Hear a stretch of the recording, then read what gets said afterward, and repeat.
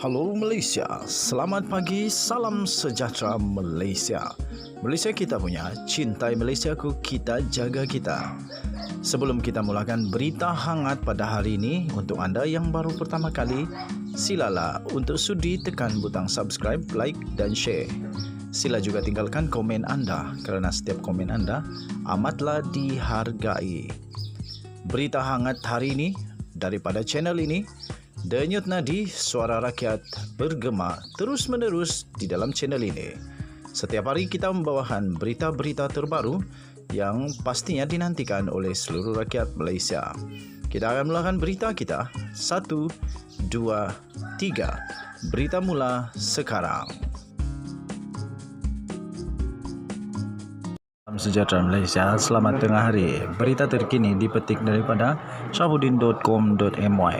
Bertajuk Punca Utama Kapal Perang LCS tak siap. Mindef, Menteri Pertahanan abaikan 10 surat teguran dan bantahan Panglima TLDM. Berita penuh. Pandangan Tentera Laut Diraja Malaysia TLDM selaku pengguna akhir tidak diendahkan oleh Kementerian Pertahanan Mindef dan Boston Naval Shipyard BNS dalam pelaksanaan projek kapal tempur pesisir LCS. Menurut laporan jawatan kuasa kira-kira wang negara PAC mengenai perolehan LCS mendedahkan pada asalnya reka bentuk jenis Sigma, pilihan TLDM telah dipersetujui oleh Menteri Pertahanan. Namun keputusan itu diubah kepada reka bentuk kapal jenis Gowin pada 11 Julai 2011. Perubahan itu atas cadangan syarikat BNS yang dibawa kepada Menteri Pertahanan pada 8 Julai 2011. Panglima Tentera Laut ketika itu, Laksamana Tan Sri Dr. Abdul Aziz Jafar menyifatkan keputusan terbabit adalah sesuatu yang salah. Dalam laporan prosiding PAC pada 27 Julai tahun lalu, Abdul Aziz memaklumkan beliau telah mengemukakan sekurang-kurangnya 10 surat teguran, surat tidak puas hati, surat untuk memaklumkan pendirian TLDM. Kepada Ketua Setiausaha pula katanya beliau mengirimkan sebanyak 10 surat. Ia termasuk 5 surat kepada Menteri Pertahanan, 1 surat kepada Ketua Setiausaha Perbendaraan, 1 surat kepada Ketua Setiausaha Negara dan turut mengutuskan 2 surat kepada Perdana Menteri. Katanya, jadi surat-surat telah pun diakribkan untuk memastikan ia tersedia untuk rujukan dan saya tidak akan dipersalahkan atas kegagalan saya menjalankan tugas sebagai Panglima Tentera Laut, katanya. Kerana daripada awal lagi saya telah menegur tata cara perolehan. Saya kata something is gravely wrong, sesuatu yang salah, katanya. Tambahnya lagi, jadi saya tidak mengeluarkan kenyataan ini di luar, tetapi ini adalah peluang terbaik saya untuk memaklumkan bahawa saya sudah merekodkan kekecewaan terbesar kepada semua orang yang sepatutnya mendengar apa yang saya perkatakan, katanya. Sekian berita. Untuk mendapatkan berita lengkap, sila layari syahbudin.com.my. Kita jumpa lagi. Denyut nadi suara rakyat bergema di channel ini. Bye-bye. Salam sejahtera Malaysia. Selamat pagi tuan-tuan dan puan yang dihormati sekalian. Sekali lagi, hari ini 3 hari bulan Ogos. Dah 4 hari bulan Ogos dah. 4 hari bulan Ogos. Tak lama lagi Najib Razak akan ditentukan keputusannya dalam SRC International Sdn Bhd. Denyut nadi suara rakyat bergema di channel ini. Tuan-tuan dan puan yang dihormati sekalian, baru saja diterima satu dokumen yang sangat penting dan sahih menyatakan berapa sebenarnya kekayaan Najib Razak, berapa sebenarnya aset Najib Razak. Dan aset ini Najib Razak telah dedahkan sendiri dan ini telah diterbitkan di banyak tempat. Saya ambil berita ini daripada hmetro.com.my.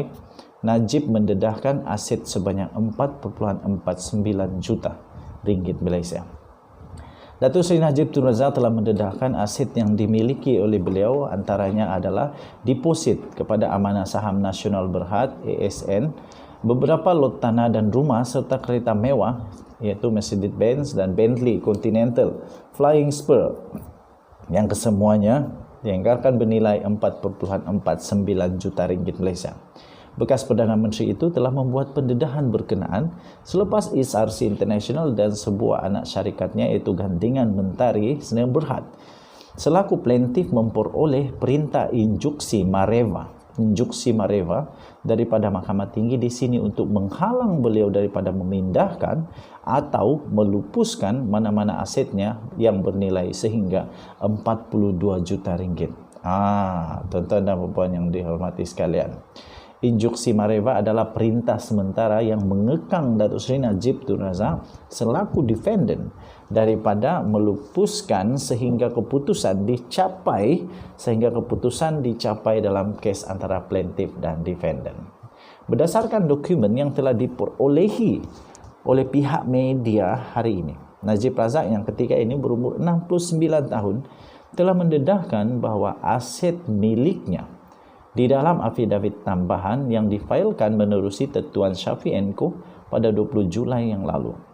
Antara aset yang dimiliki oleh Najib Razak adalah lot dan rumah di Pekan, di Kuantan dan Genting Highland di Pahang serta di Semenyi Selangor yang keseluruhannya bernilai lebih kurang RM460,000 Malaysia.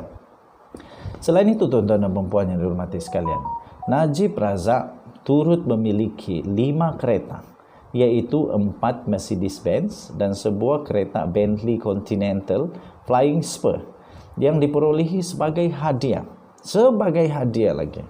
Sebuah motosikal Honda EX5 dan motosikal Kawasaki yang diperolehi sebagai hadiah yang bernilai RM252,000.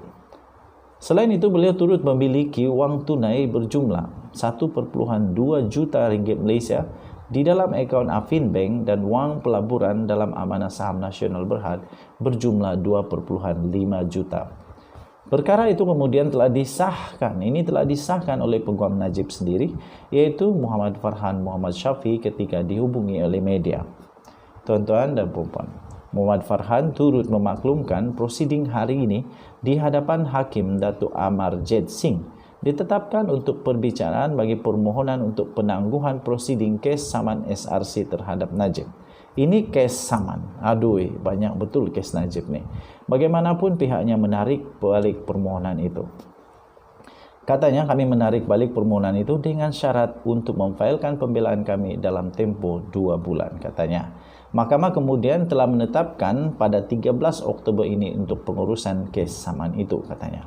Pada 24 Mac yang lalu, tuan-tuan puan, Pesuruhjaya Hakiman iaitu Datuk Muhammad Arif Amran Arifin yang membenarkan permohonan SRC dan Gandingan Mentari dalam saman SRC ke atas Najib. Ini saman bukan SRC yang Najib dah dikenakan penjara itu, bukan. Ini perkara lain. Mengarahkan ahli Parlimen Pekan itu untuk mendedahkan kepada Peguam SRC secara bertulis aset beliau di dalam atau di luar Malaysia yang bernilai sehingga 42 juta dalam 30 hari selepas perintah itu diserahkan kepadanya.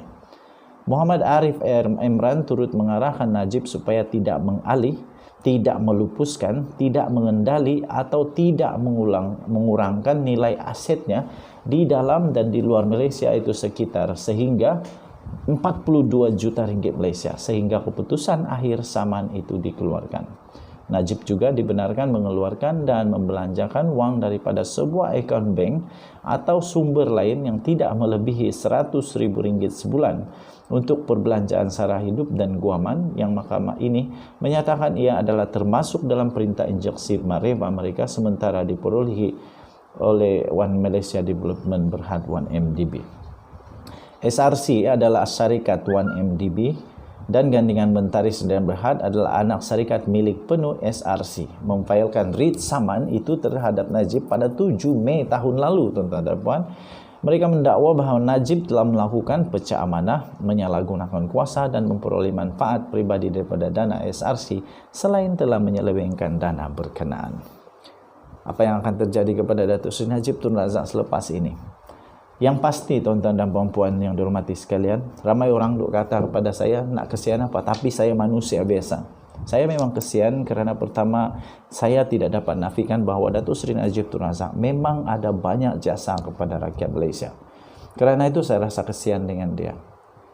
pada awal, pada pertengahan pentadbiran sangat bagus. Tapi akhirnya beliau telah terpalit dengan banyak kes 1MDB, penyelewengan wang, pengubahan wang haram, salah guna kuasa, pecah amanah. Banyak lagi yang beliau sedang hadapi sekarang.